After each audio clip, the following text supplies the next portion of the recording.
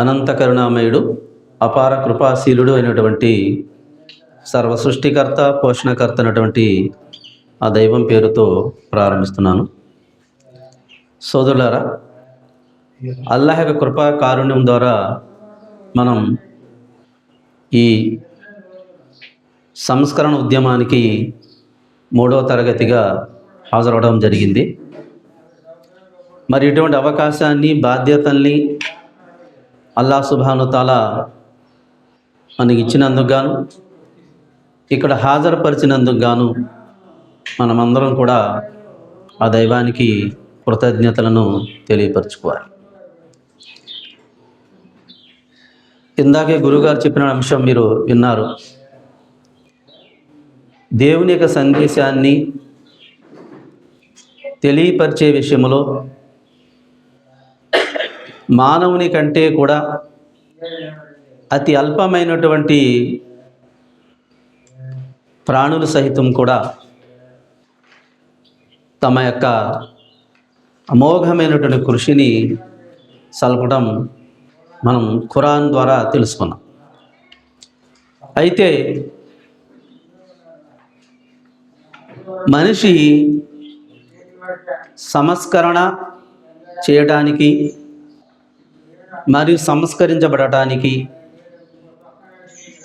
జ్ఞానార్జన చేయడం అనేది తప్పనిసరి. దీన్ని తెలుసుకోవాలి, ధర్మాన్ని తెలుసుకోవాలి. ఈ అంశాన్ని నేను గతంలో మీ ముందు మొదటి క్లాసులో కూడా తెలియచేశాను. ఇన్షాల్లా మళ్ళీ ఒక్కసారి ఈ యొక్క అంశాన్ని మీ ముందు పెట్టడానికి నేను ప్రయత్నం చేస్తాను. ఆధ్యాత్మిక విద్య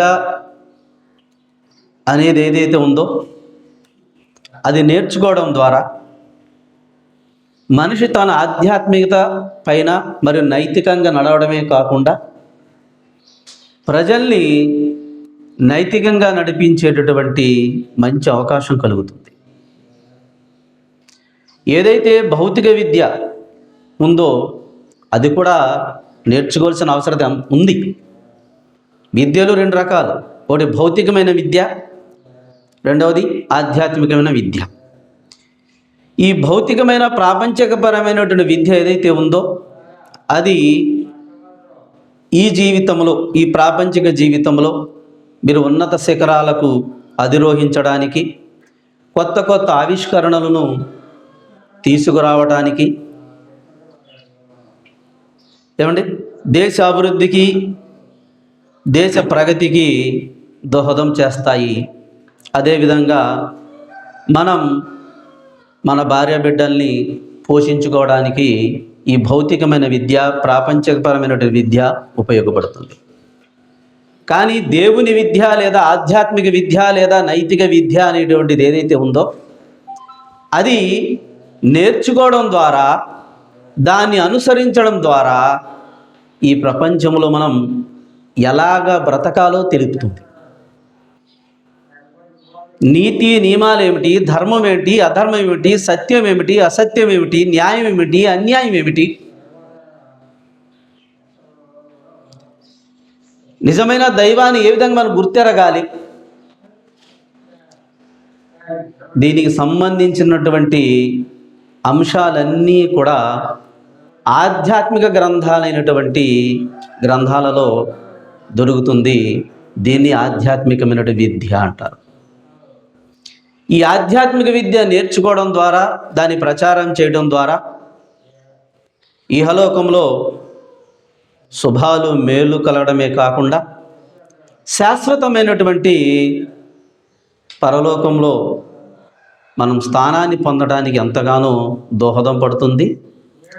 మరియు చీకట్లలో, అంధకారంలో అల్లాడుతున్నటువంటి ప్రజల్ని సృష్టికర్త అయినటువంటి ఆ ఏకైక దైవం వైపుకు నడిపించడానికి దోహదం పడుతుంది. ఈరోజు మనం అందరం ఇక్కడ సమావేశం అయ్యాము అంటే వివిధ గ్రామాల నుంచి. కారణం ఏమిటంటే కేవలం దేవుని యొక్క జ్ఞానం నేర్చుకోవాలి. దేవుని యొక్క జ్ఞానం నేర్చుకోలేకపోతే అది పశువు మాది లాంటి జీవితం అయిపోతుంది. అర్థమైందండి? కానీ ఆ దేవుని జ్ఞానం నేర్చుకొని ఆ దేవుని జ్ఞానాన్ని నలుగురు తెలియపరిచేటటువంటి ఒక బృహత్తరమైనటువంటి కార్యక్రమం కోసమే మనం ఇక్కడ కార్యకర్తలుగా సమావేశం అనేది జరిగింది. దాని యొక్క ప్రాముఖ్యత ఏమిటనేది ఇన్షాల్లా నేను మీ ముందు సంక్షిప్తంగా నేను వివరిస్తాను. ఏమండి, కరెంట్ లేదా? కరెంట్ పోయిందా? సరే సరే.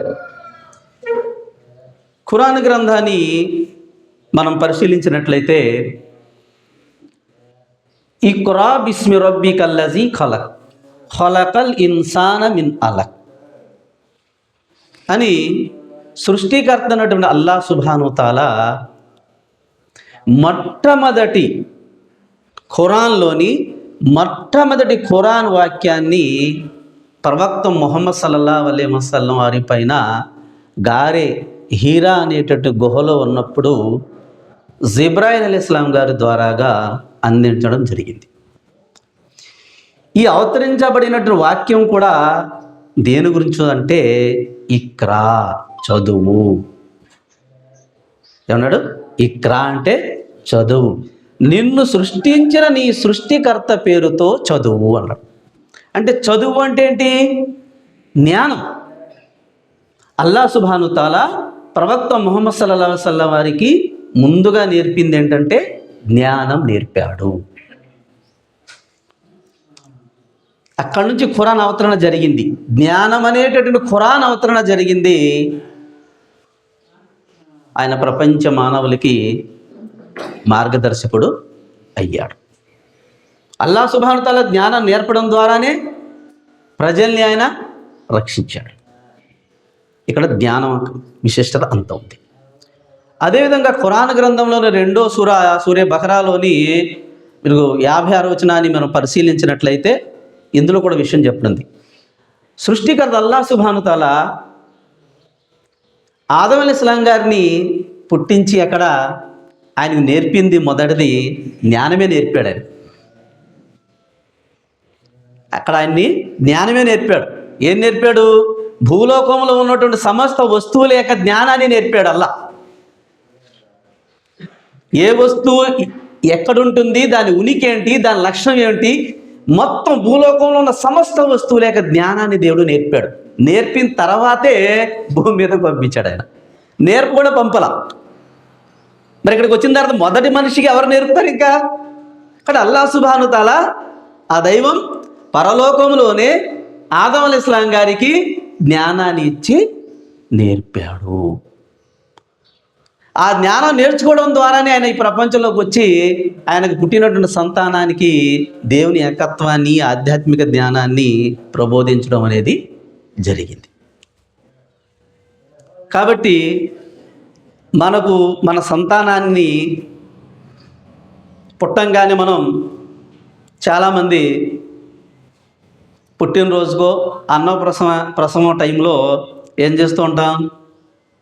ఓ చోట పలక, ఓ చోట బలపం, ఓ చోట పుస్తకం, ఓ చోట కత్తి, ఓ చోట గన్ను, ఇవన్నీ చాప మీద పెట్టి ఆ పిల్లవాడిని పాకే పిల్లవాడిని అక్కడ పెట్టి నానా ఎల్లు అంటాం. ఆ పిల్లవాడు అలా వెళ్ళి కత్తి పట్టుకుంటాడు, సుత్తి పట్టుకుంటాడు, పెన్ను పట్టుకుంటాడో తెలియదు. పెన్ను పట్టుకుంటే ఆహా అనుకుంటాం. అలా కాకుండా అత్యాశ ఏముంటుందంటే మా అబ్బాయి డబ్బు పట్టుకోవాలనుకుంటు, డబ్బు కూడా పెడతారు అక్కడ. డబ్బు పట్టుకున్నాడు అనుకో, ఇంకా ఆనందానికి హద్దులు లేవు. ఎందుకని మా అబ్బాయి కోటేశ్వరుడు అవుతాడు, అంబానీ అంత వాడవుతాడని విర్రవీగుతాం. ఇక్కడ అంబానీ లాంటి వాడు అవడం అసలు విషయం కాదు. జ్ఞానం నేర్చుకోవాలి. పెన్ను పట్టుకోవాలి. అతను ఆ వెళ్ళి పట్టుకుంటే అయిపోతాడా? పట్టుకుంటే అయిపోడు. ఆ దిశగా మనం ప్రయత్నం చేయాలి. పిల్లలకు జ్ఞానం నేర్పించాలి. పిల్లలు గనక తాము ఆధ్యాత్మిక జ్ఞానం గనక నేర్చుకోగలిగిన వారైతే, నేర్చుకుంటే వాళ్ళ జీవితం అంతా, తల్లిదండ్రుల జీవితం అంతా కూడా ప్రశాంతమైనటువంటి జీవితం అవుతుంది. అదేంటండి, అందుకని అల్లాహ్ సుబ్హానహు తాలా సకల ప్రవక్తలకు జ్ఞానం నేర్పి ఈ ప్రపంచంలోకి పంపించడం అనేది జరిగింది. అంతేందండి. కాబట్టి సల్లల్లాహు అలైహి వసల్లం వారు యొక్క సహచరులు సైతం కూడా ముందు జ్ఞానమే నేర్చుకున్నారు. ఈరోజు మనం స్కూల్కి పంపించాలన్నా, హాస్టల్కి పంపించాలన్నా చక్కగా యూనిఫామ్ వేసి, చక్కగా పౌడర్లు కొట్టి, సెంటు కొట్టి, టక్కేసి ఎంతో హుందాతనంగా మన పిల్లల్ని ప్రాపంచికమైనటువంటి విద్యను నేర్పించడం కోసం పంపిస్తున్నాం. కానీ ప్రవక్త ముహమ్మద్ సల్లల్లాహు అలైహి వసల్లం గారి కాలంలో బడి ఒక అరుగండి. బడి ఏంటండి? ఒక అరుగు. ప్రవక్త గారి యొక్క ఇంటి ముందు ఒక అరుగు ఉండేది, దాని పేరు సోఫా, అరుగు. అక్కడ విద్యార్థులు వచ్చేవారు విద్యను నేర్చుకోవడానికి, ఖురాన్ విద్యను నేర్చుకోవడానికి, ఆధ్యాత్మిక విద్య నేర్చుకోవడానికి వచ్చేవారు. వచ్చే స్టూడెంట్ ఎటు ఉంటారంట? చాలని బట్టలతో వచ్చేవారు,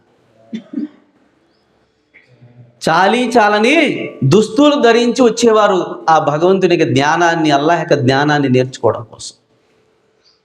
ప్రవక్త వారు అక్కడ వారికి తర్ఫీదు చేసేటటువంటి వారు. ఆ ప్రవక్త వారి ఇంటి ముందు ఆ అరుగు మీద ప్రారంభించబడినటువంటి ఖురాన్ జ్ఞానం, ఆధ్యాత్మిక జ్ఞానం ఈరోజు ఈ కాడకు వచ్చింది. ఈరోజు మనం ఈ విద్య చెప్పుకుంటున్నాము అంటే ఎక్కడ ప్రారంభమైంది? అది ప్రవక్త గారి దగ్గర సూఫా అనేటటువంటి ఒక అరుగు మీద చాలని దుస్తులు ధరించినటువంటి విద్యార్థులతో ప్రారంభమైనటువంటి ఈ ఆధ్యాత్మిక విద్య నలుమూలలకు వ్యాపించింది. ప్రజలు నైతికత వైపుకు నడిపించేటటువంటి విద్య ఈ ఆధ్యాత్మిక విద్య. కాబట్టి సోదరులారా, ప్రజల్ని, పిల్లల్ని మనం ఏం చేయాలి? ఏ విద్య నేర్పించాలి? ఆధ్యాత్మిక విద్య. దాన్ని అంటారు నైతిక విద్య, నీతి విద్య, మోరల్ వాల్యూస్. ఈ నైతిక విద్య అనేది లేకపోతే మీ పిల్లల్ని మీరు కలెక్టర్లు చేయండి, ఐపీఎస్ చేయండి, ఐఏఎస్ చేయండి, మీరు ఎంత స్థాయికైనా ఎదగనివ్వండి, కానీ నైతికత అనేటువంటి విద్య కనుక మన పిల్లల్లో లేకపోతే అతను ఏదో రకమైన అవినీతిలో, కుంభకోణాల్లో ఇరుక్కుపోయి తను నాశనం చేసుకునే పరిస్థితి ఉంటుంది. ఈరోజు ప్రపంచం భౌతిక విద్య లోపం వల్ల అధోపాలు అవటం లేదు.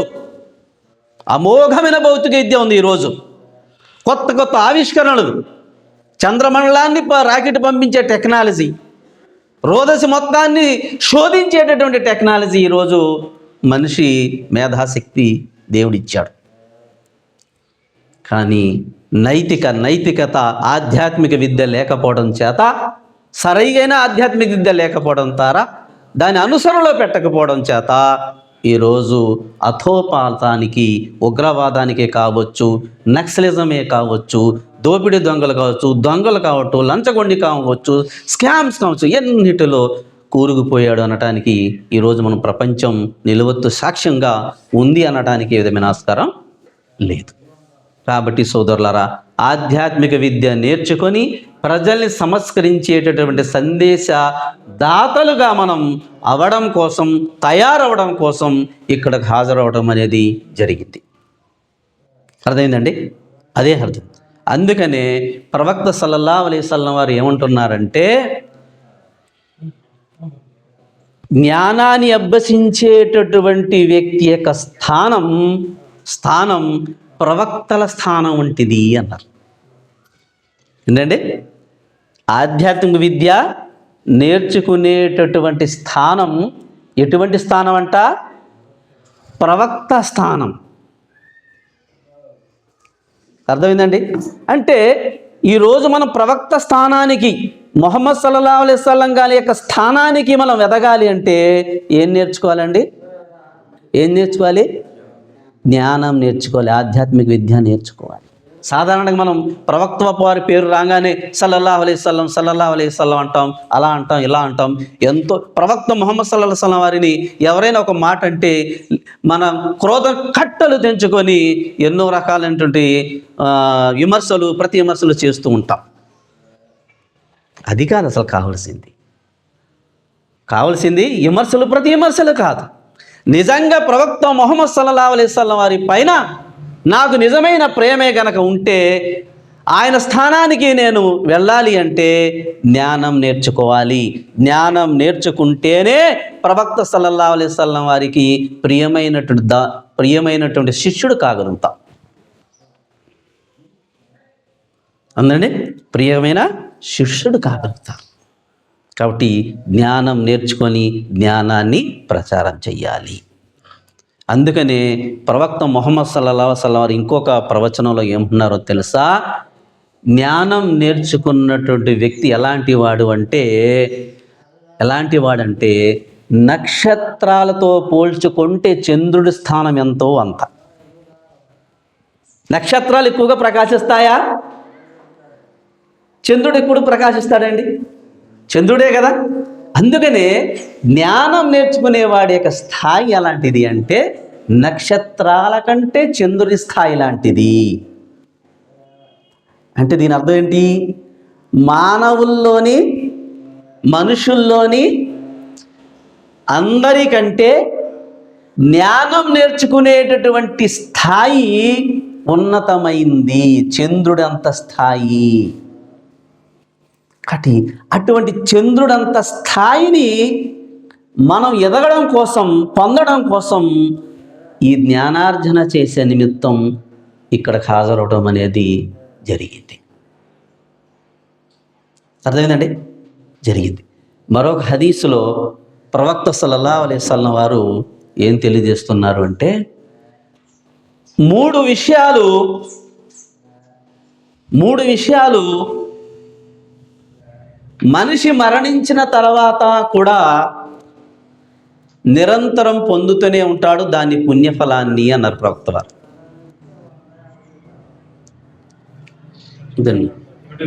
ఇంకొద్దులేండి. నిరంతరం దాని యొక్క పుణ్యఫలాన్ని పొందుతూనే ఉంటాడు అన్నారు ప్రవక్త వారు. ఏంటండా? ఒకటి సదకే జారియా, అంటే ఎల్లప్పుడూ లభిస్తాయి ఈ పుణ్యాలు. ఒకటి ఉదాహరణకు ఒక మంచినీటి బావిని తవ్వించాడండి ఒక వ్యక్తి. ఆ బావి నీళ్లు ఎన్నాళ్ళ వరకు ప్రజలకు ఉపయోగపడతాయో అంతవరకు కూడా అతనికి పుణ్యం లభిస్తూనే ఉంటుంది. రెండవది, ఒక వ్యక్తి జ్ఞానం నేర్చుకొని ఆ జ్ఞానాన్ని ఎప్పుడు వరకు ప్రచారం చేస్తూ ఉంటాడో, ప్రచారం చేసి ఆ జ్ఞానాన్ని అతను నేర్చుకొని మరికొంతమందికి నేర్పుతూ ఉంటాడో, ఇలా ప్రాసెస్ జరుగుతూ ఉంటుందో ప్రళయం వరకు కూడా ఆ జ్ఞానం నేర్చుకొని ప్రచారం చేసే వ్యక్తికి పుణ్యం లభిస్తూనే ఉంటుంది. కాబట్టి ఇప్పుడు మనం వచ్చినటువంటి కార్యక్రమం ఏంటండి? జ్ఞానం నేర్చుకొని నలుగురికి తెలియచేసి మనం చనిపోయిన తర్వాత కూడా నిరంతరం లభించేటటువంటి పుణ్య ఫలితం కోసం మనం ఇక్కడ హాజరవడం అనేది జరిగింది. ఇది జ్ఞానం యొక్క విశిష్టత. మరొక సందర్భంలో ప్రవక్త మహనీయ ముహమ్మద్ వారు ఏం తెలియజేస్తున్నారు అంటే జ్ఞానం నేర్చుకునేటటువంటి వ్యక్తి యొక్క ఉపమానం ఎలాంటిది అంటే అది సేద్యపు భూమి లాంటిది అన్నారు. సేద్యపు భూమి అంటే ఏంటంటే మంచి డెల్టా నేల అంటది. ఏది? జ్ఞానం నేర్చుకోవడం అనేది. డెల్టా నేల ఏం చేస్తుంది? 3 పంటలు పండుతుంది, పుష్కలంగా 3 పంటలు ఇస్తుంది. నీటిని కూడా స్టోర్ చేయవచ్చు. ఆ వచ్చినటువంటి ఆహారాన్ని 10 మందికి కడుపు నింపుతుంది. అంటే జ్ఞానం నేర్చుకునేటటువంటి వ్యక్తి ఒక సేద్యపు భూమి లాంటి వాడు, 10 మందికి ఉపయోగపడతాడు. జ్ఞానం నేర్చుకోలేనటువంటి వ్యక్తి బంజరు భూమి లాంటి వాడు. బంజరు భూమిలో ఏముంటుందండి? పంట పండిద్దా? మీరు ఎన్ని దున్ని ఎన్ని ఎరువులు వేసినా, ఎంత క్వాలిటీ సీడ్ తీసుకొచ్చి మీరు పెట్టినా పంట తీయలేవు. కాబట్టి జ్ఞానం నేర్చుకోని లేనివాడు ఎలాంటి వాడంట? బంజరు భూమి లాంటి వాడు. ఒక రకంగా చెప్పాలంటే శ్మశానంతో కూడిన హృదయం లాంటి వాడు అని. హృదయం శ్మశానం లాంటిది. శ్మశానం లాంటి హృదయంలో జ్ఞానం అనేది లేకపోతే అతడు ఏమవుతాడు? ఏమీ చేయలేడు. ఒక పశువు మాదిరిగా ఉంటాడు. కాబట్టి మన హృదయాలను బంజరు భూమిలాగా మార్చుకోకూడదు. మన హృదయాలను జ్ఞానమనే దివ్యం ద్వారా, జ్ఞానమనే దీపం ద్వారా, జ్ఞానమనే జ్యోతి ద్వారా నింపుకొని సస్యశ్యామలంగా పంటలు పండేటటువంటి సారవంతమైన నేలలుగా మార్చుకోవడం కోసం మనమందరం ఇక్కడ హాజరయ్యాం. చూశారా సోదరులారా? మన జ్ఞానం నేర్చుకొని సారవంతమైన నేలలుగా మన హృదయాన్ని తీర్చిదిద్దుకోవడం కోసం మనం ఇక్కడ హాజరవుతాం. కాబట్టి ఈ కార్యక్రమం చిన్న కార్యక్రమం అయినప్పటికీ కూడా అల్లా సుబ్హానహు తాలా దగ్గర ఒక ఉన్నతమైనటువంటి కార్యక్రమం, చాలా ఉన్నతమైన కార్యక్రమం. అందుకని మహనీయ అల్లా సుబ్హానహు తాలా అంటున్నాడు, ఏ వ్యక్తి అయితే జ్ఞానం నేర్చుకోవడానికి బయలుదేరతాడో, జ్ఞానం నేర్చుకుంటాడో, ఆ వ్యక్తిపై అల్లా తన కారుణ్యాన్ని కురిపిస్తాడు. తన యొక్క దైవ దూతలు కారుణ్యాన్ని కురిపిస్తాయి. ఈ చరాచర సృష్టిలో ఉన్న యావత్తు సృష్టి కూడా ఆ జ్ఞానం నేర్చుకొని ప్రచారం చేసే వ్యక్తిపై తమ కారుణ్యాన్ని కురిపిస్తాయి. చూశారా? ఎవరి మీద అండి అది? జ్ఞానం నేర్చుకొని, ఇల్ముని నేర్చుకొని చెప్పేటటువంటి వారిపై అల్లాహ్ యొక్క కారుణ్యం కురుస్తుంది అంట. అల్లాహ్ శుభాన్ని కలిగిస్తాడు, అతనికి మేలును కలిగిస్తాడు, శుభప్రదమైనటువంటి జీవితాన్ని ప్రసాదిస్తాడు. అతను మాట్లాడేటువంటి ప్రతి మాటలో స్వచ్ఛత ప్రసాదిస్తాడు. జ్ఞానం నేర్చుకునేటువంటి వ్యక్తి అల్లాహ్ సుబ్హానహు తాలాయే కాదు, అల్లాహ్ యొక్క దైవదూతలు సహితం కూడా ఏం చేస్తారంట? దరూదును పంపిస్తారు అంటారు. దరూద్ అంటే అతని గురించి ఇస్తగఫార్ దువా చేస్తారంట అల్లాహ్ సుబ్హానహు తాలాతో. అంటే మన్నిపు దువా చేస్తారంట అల్లాహ్ యొక్క దైవదూతలు ఈ జ్ఞానం నేర్చుకునే వ్యక్తి గురించి. అంటే దైవదూతల యొక్క దువా కూడా ఈ జ్ఞానం నేర్చుకునేటటువంటి వ్యక్తిపై ఉంటుంది. సరే, అల్లాహ్ దైవదూతలు మినహాయిస్తే ఇంకెవరున్నారంట? అల్లాహ్ ప్రవక్త వారు అన్నారు, పుట్టలలో ఉన్న చీమలు, నీటిలో ఉన్న చేపలు సహితం కూడా సృష్టికర్తనటువంటి అల్లాహ్తో దువా చేస్తాయంట జ్ఞానం నేర్చుకొని ప్రచారం చేసేటటువంటి వ్యక్తికై. ఇంతకంటే ఏం కావాలి ఈ జీవితానికండి? ఏమండి, ఇంతకంటే ఏం కావాలి ఈ జీవితానికి? జ్ఞానం నేర్చుకునేటువంటి వ్యక్తికి అల్లాహ్ యొక్క కారుణ్యమే ఉంటే ఇంకేం కావాలి? దైవదూతల యొక్క దువాయే మన్నిపు దువాయం అనుకుంటే ఏం కావాలి? ఈ చరాచర సృష్టిలోని యావ సృష్టి మన కోసం ప్రార్థిస్తూ ఉంటే అంతకంటే అదృష్టం ఏంటి? అటువంటి అదృష్టమైనటువంటి భాగ్యాన్ని నోచుకోవడం కోసమే మనమందరం ఇక్కడ హాజరవడం జరిగింది. ఈ విషయం తెలియక, ఈ అవగాహన తెలియక పాపం చాలామంది అశ్రద్ధకు గురైపోయి ఈ కార్యక్రమానికి రావడానికి అంతగా చొరవ చూపలేకపోతున్నారు. అదేనండి, అటువంటి కారుణ్యాన్ని జ్ఞానం నేర్చుకునే వారికి అల్లాహ్ సుబ్హానహు తాలా ప్రసాదిస్తాడు. చివరిలో ఒక చిన్న అంశాన్ని, ఒక హదీస్ని నేను చెప్పి ఇన్షాల్లా నా యొక్క క్లాసుని ముగిస్తాను సోదరులారా. హజరత్ అలీ రజియల్లాహు తాలా, అలీ గారు, ఈయన ప్రవక్త ముహమ్మద్ సల్లల్లాహు అలైహి వసల్లం గారి యొక్క ప్రియ శిష్యుడు. అండ్ అల్లా అలీ గారు రుజువు చేసుకోండి, రుజువు చేసుకుని రండి. ప్రవక్త ముహమ్మద్ సల్లల్లాహు అలైహి వసల్లం గారి యొక్క ప్రియ శిష్యుడిన, మరి అల్లుడు గారు కూడా మొహమ్మద్ ప్రవక్త అయిన క్రొత్తలో దేవుని తరపు నుంచి సందేశం వచ్చేది. చూడండి, మరి ఈ సందేశాన్ని ప్రచారం చేయాలంటే ఏం కావాలి?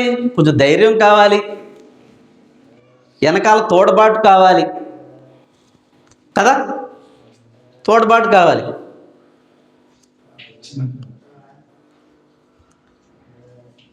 ప్రవక్త వారు తన స్నేహితుల్ని ఆప్తుల్ని అందరినీ పిలిచారు, ఒక చోట సమావేశపరిచారండి. ఇలాగే సమావేశపరిచారు. పరిచయం అయి ఆయన అంటున్నారు, ఇక్కడ నా సహచరులు ఉన్నారు, నా బంధువులు ఉన్నారు, నా రక్త సంబంధికులు ఉన్నారు. అయితే దేవుని తరపు నుంచి అవతరింప చేయబడేటటువంటి సత్యాన్ని నేను ప్రజలందరికీ తెలియపరిచేటటువంటి బాధ్యతను దేవుడు నాపై పెట్టాడు.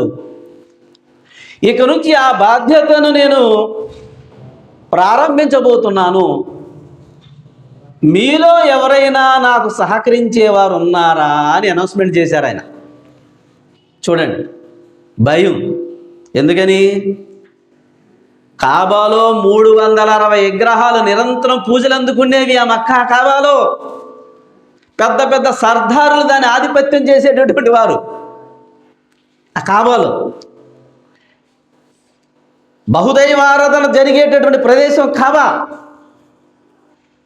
మంచి ఉన్నత స్థితిలో హోదా స్థితిలో ఉన్న సర్దారులు మక్కాలో ఉన్న వాళ్ళు ఉన్నారు. అంత పెద్ద జన సమూహానికి అది తప్పు, సృష్టికర్త ఒక్కడే ఒప్పు అనేటువంటి సందేశాన్ని ఇవ్వాలి. ఇప్పుడు ఇవ్వాలి. భగవంతుడు అనే ఒక్కడే అల్లాహ్ సుబ్హానహు తఆలా, ఆయనే ఆరాధించాలి మీరు, ఆయనే సృష్టికర్త అనేటి సందేశం ఇవ్వాలి వాళ్ళలో. అంత ధైర్యం చేసేవాడు ఎవడు? ఆ నోటి నుంచి వస్తే కొట్టేస్తారు, అలాంటి పరిస్థితి అది. ఆ పరిస్థితుల్లో హజరత్ ముహమ్మద్ సల్లల్లాహు అలైహి వసల్లం గారు అనౌన్స్మెంట్ చేశారు, నా పని కోసం నేను నేర్చుకున్నటువంటి జ్ఞానం, అల్లా నాకు ప్రసాదిస్తున్నటువంటి జ్ఞానాన్ని తెలియచేయడం కోసం నాకు తోడ్పాటు కలిగించేటటువంటి వారు ఎవరైనా మీలో ఉన్నారా అని అడిగారు. ఉంటే అందరూ మొఖాలు చూసుకున్నారు అక్కడ. ఎవడ ముఖం చూసి ఎవడెళ్తాడని. అబూబకర్ గారు ఉన్నారు, ఉమర్ గారు ఉన్నారు, పెద్ద సహచరులు ఉన్నారు అక్కడ. మొఖాలు చూసుకుంటున్నారు. బాబు ఎంత సాహసం ఎవడు చేయగలరా బాబు అని భయం చేస్తుంది అందరికి. అందులో నుంచి ఒక చిన్న బొడ్డోడు బయటకు వచ్చాడండి. 13 సంవత్సరాలు యువకుడు కూడా కాదు ఆయన, పిల్లోడే అనాలండి. 13 సంవత్సరాల వయసు గల వ్యక్తి బయటకు వచ్చి అంత సమూహం నుంచి, ప్రవక్త నేనున్నా, మీ వెనకాల నేనున్నా అన్నాడు. అందరు ఆశ్చర్యపోయి చూశారు, ఎక్కడి నుంచి వచ్చింది ఈ వాయిస్ అని. అంత పెద్ద సమూహంలో ఈ వాయిస్ ఎక్కడి నుంచి వస్తుందని చూడగానే ఒక 13 సంవత్సరాల బొడ్డోడు పిల్లవాడు ఆ సమూహం నుంచి బయటకు వచ్చి, ప్రవక్త మైహు, నేనున్నాను ప్రవక్త, మీరు నేర్చుకున్న జ్ఞానాన్ని దేవుడు ప్రసాదిస్తున్నాడు, మీకు జ్ఞానాన్ని నలుగురు పంచే విషయంలో ఏ కష్టం వచ్చినా ఏ నష్టం వచ్చినా నేను అనుకానున్నాను ప్రవక్త అన్నాడు. ఆయన పేరే హజరత్ అలీ రజియల్లాహు తఆలా గారు. అలీ గారు చూశారా ఎంత తోడ్పాటు. అంత పెద్ద సర్దారులు కుబేరులు ఉన్నారు, ఆయన రక్త సంబంధులకు ఉన్నారు. ఎవ్వడం ముందుకు రాలేదు. ఒక వ్యక్తి వచ్చాడు, చిన్న పిల్లవాడు. అర్థమైందండి? ఇదే అడుగుతున్నాం మేము ఈరోజు. మేము అడిగేది ఇదే. అల్లా సుబ్హానహు తఆలా ఒలీ గారు అన్నట్టు, అల్లా ఏ బాధ్యత అయితే ముస్లిం సమాజం మీద పెట్టాడో ఆ బాధ్యతను 100% నిర్వర్తించవలసిందే. ఇందులో మినహాయింపు లేదు. ఒకవేళ ఎవడైనా మినహాయింపు పడ్డాడా అల్లా దగ్గర శిక్షించబడవలసిందే, తప్పదు. ఇంకా అదే అన్నాడు, ఆ అల్లా దగ్గర శిక్షించబడే రోజు ఒకటి ఉంది, అది రాకముందే ఇక్కడ జ్ఞానాన్ని నేర్చుకొని ప్రజల్ని సంస్కరిద్దాం అనేటటువంటి కార్యక్రమం కోసమే మిమ్మల్ని అందరినీ ఇక్కడ మేము హాజరుపరుస్తున్నాం సోదరులారా. ఇక్కడికి ప్రాపంచికపరమైనటువంటి ఆశ ఇక్కడ ఏమీ లేదు. ఉందా? ఈ ధర్మాన్ని మనం నేర్చుకొని ప్రచారం చేయలేకపోతే, ప్రజల్ని అన్నిటి నుంచి సంస్కరించకపోతే, సత్యం వైపు కనుక నడిపించకపోతే అక్కడ శిక్షించబడతాం. అలా పరిస్థితి రాకుండా ఉండాలనే ఈ తపన, ఆతృత. మీరు అర్థం చేసుకుంటారు ఆశిస్తున్నాను. అర్థమైందండి? ఆ వ్యక్తి, ఆ అలీ రజియల్లాహు తాలా గారు అంటున్నారు, ఏమన్నారు తెలుసా? జ్ఞానం గురించి, మీరు జ్ఞానం నేర్చుకుంటే అది మిమ్మల్ని అంటి పెట్టుకొని ఉంటుంది.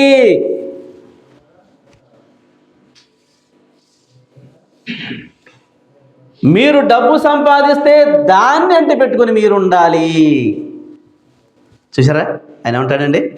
మీరు జ్ఞానం నేర్చుకుంటే, ఇల్ము నేర్చుకుంటే మీ దగ్గరే ఉంటుంది అది. మీరు చచ్చే వరకు, మీ ఖబర్లో పోయే వరకు, సమాధిలో పోయే వరకు మీలో ఉంటుంది. మీరు 10 మందికి నేర్పితే ఆ 10 మంది 10 మందికి నేర్పుతుంది. ఆ 10 మంది 10 మందికి నేర్పుతుంది. యావత్ మానవాళికి నువ్వు నేర్చుకున్న జ్ఞానం వెళ్ళేట అవకాశం ఉంటుంది. అదే నువ్వు ధనాన్ని వ్యామోహంలో పడి, ధర్మాన్ని వదిలేసి, సత్యాన్ని వదిలేసి, నువ్వు ధనాన్ని పోగు చేసుకుంటే 10 సీసీ కెమెరాలు పెట్టవలసి ఉంటుంది. ఎవడన్నా ఎత్తుకుపోతాడేమోనని. నీకు నిద్ర ఉండదు, టెన్షన్ ఉండదు. దాన్ని నువ్వు అంటి పెట్టుకుని ఉండాలి. చూసారా? అదే అన్నారు భక్తులు, నిన్ను అంటి పెట్టుకుంటే ఉండే ధర్మాన్ని, నువ్వు జ్ఞానాన్ని నువ్వు నేర్చుకో, అది నిన్ను రక్షిస్తుంది. నిన్ను అంటి పెట్టుకుని ఉండే జ్ఞానాన్ని నువ్వు నేర్చుకో, అది నిన్ను రక్షిస్తుంది. ఇహలోకం నుంచి పరలోకం నుంచి రక్షిస్తుంది. నువ్వు అంటి పెట్టుకుని ఉండేటటువంటి ధనాన్ని నిన్ను ఇక్కడ రక్షించదు, అక్కడ రక్షించదు అని జ్ఞానం యొక్క విశిష్టతను గురించి హజరత్ అలీ రజియల్లాహు తాలా గారు చెప్పడం అనేది జరిగింది. కాబట్టి సోదరులారా, కాస్త ఆలోచించండి. దీనికి ఖురాన్లో ఒక ఉపమానం కూడా ఇవ్వబడింది. అదేంటంటే, ఒక సముద్రంలో నావ ప్రయాణిస్తుంది. దానికి 2 అంతస్తులు ఉన్నాయి.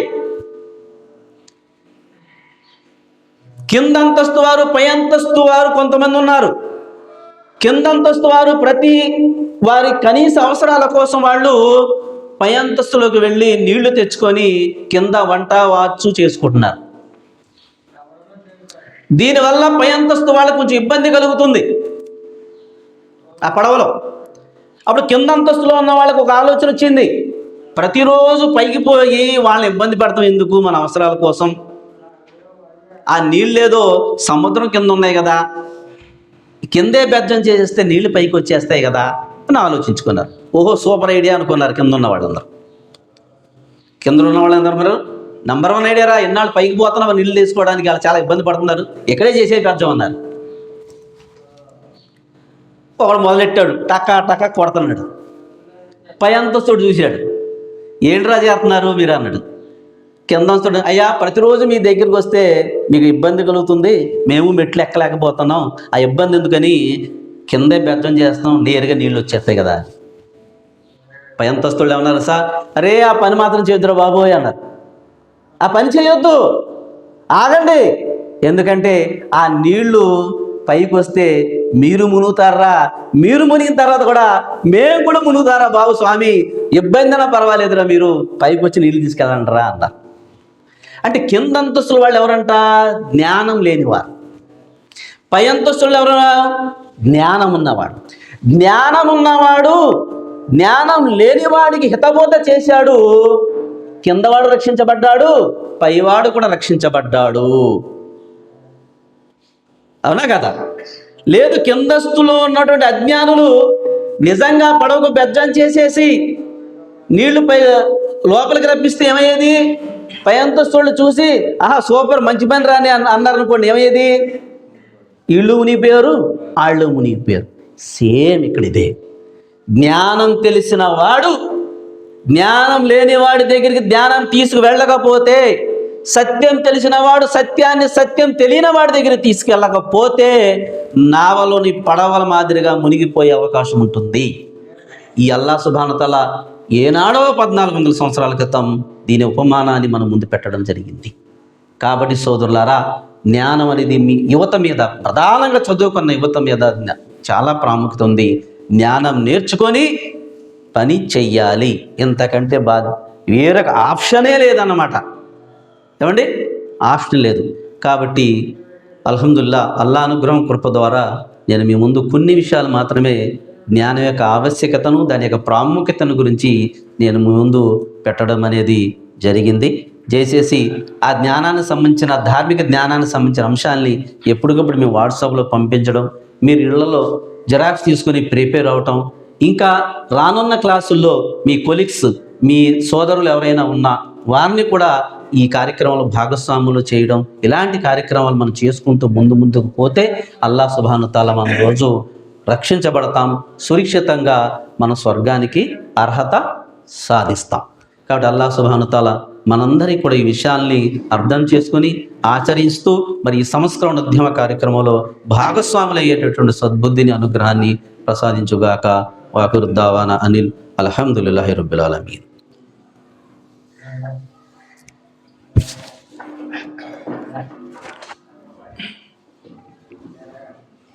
अस्सलाम वालेकुम रहमतुल्लाहि व बरकातुहू। జజాకల్లాహ్. అందరికీ కూడా అల్లాహ్ యొక్క అనుగ్రహంతో సర్వోపృతమవుతున్నారు. అయితే అంటే చాలా మంది యొక్క అభిప్రాయం చెప్పారు కదా, మన ప్రోగ్రామ్ వేరు, మీరు అనుకున్నది వేరు. 28 అంటే సరిపోతాయి, 22 సరిపోతాయి. అది చాలా తక్కువగా ఉంటుంది. మళ్ళీ లెక్కేస్తానులేండి మనం నేర్చుకుని ఎంత మంది తెలియపరచడానికి ఒకసారి. మీరన్నది అవసరమే కాదు నేను, కానీ ఈ కార్యక్రమం అది కాదండి. అయితే దాన్ని అప్పుడప్పుడు మధ్య మధ్య కొనసాగిస్తూ ఉంటామండి. మెయిన్ యొక్క ఉద్దేశం ఏంటంటే మనం నేర్చుకోవడం, నేర్చుకోవడం దాని ఉద్దేశం అనమాట. మీకు ఏమైనా డౌట్ ఉంటే ఫర్దర్గా మాట్లాడించాలి క్లాస్. అయితే విషయం ఏంటంటే, చిన్న విషయం, మన ప్రపంచంలో ఒక సిమ్ కొంటే ఒక సిమ్ పెట్టారండి. మీరు కొనుక్కున్నారు, పక్కన చెప్తారు చెప్పరండి. కంపెనీ వాళ్ళు ఏమైనా ఇస్తారు కమిషన్? చెప్పు. మీరు లాభం పొందారు, ఎందుకు కొనుక్కోవడం ఒక్కరు చేస్తారు. ఇది మానవ సహజ గుణం. అలాగే కరెంట్ బిల్ ఈ విధంగా లాస్ట్ అది మీరు విన్నారు, మీ తోడుబడి వెళ్ళలేదు. పంచాయతీ మీరు మళ్ళీ చెప్పాలి కదా, ఆడ తప్పు చేసుకుంటే ఎక్కిపెట్టు. కానీ మీరు విన్నారు, మీ పక్కన వెళ్ళలేదు. మీరు వెళ్తున్నారు, చెప్పారు చెప్పరాను. మానవ సహజ గుణం ఏంటి అని అంటే, తోటి వాటికి సేవ చేయడం అనేది సహజ గుణం.